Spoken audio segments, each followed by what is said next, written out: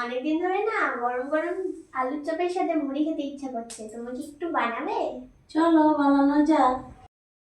Hello Priyan, তোমরা কেমন আছো? তো আমি মায়ের কাছে আবদার করেছিলাম যে আলুর চপ খাবো। তাই মা দেখো এখানে সব কিছু রেডি করে বসে পড়েছে আমার জন্য আলুর চপ বানাতে।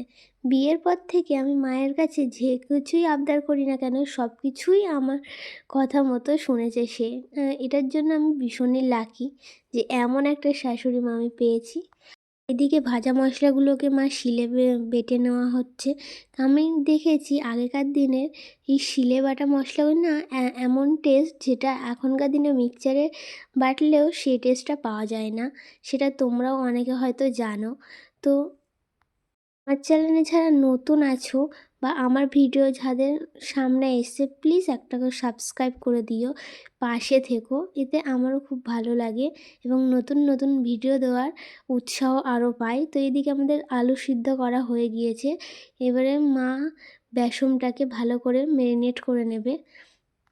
বেসনে দিয়ে দিয়েছিল পরিমাণ মতো হলুদ এবং ভাজা মশলার যে গুঁড়োটা করেছিল সেটা, পরিমাণ মতো লবণ দিয়ে এটাকে ভালো করে মিক্সড করে নিয়েছে দেখো জল দিয়ে।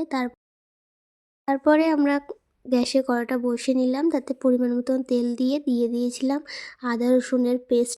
হালকা নেড়ে চেড়ে তাতে দিয়ে দিয়েছিল হলুদ পরিমাণ মতো, নুন আর ওই ভাজা মশলার গুঁড়োটা।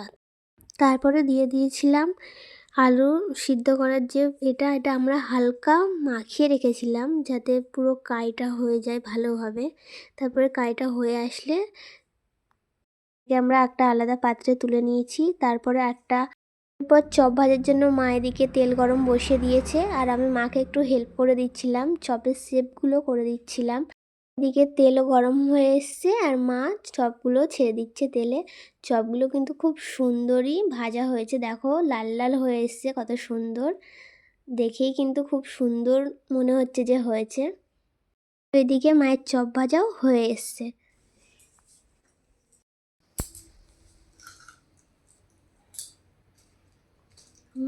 খুব সুন্দর হয়েছে।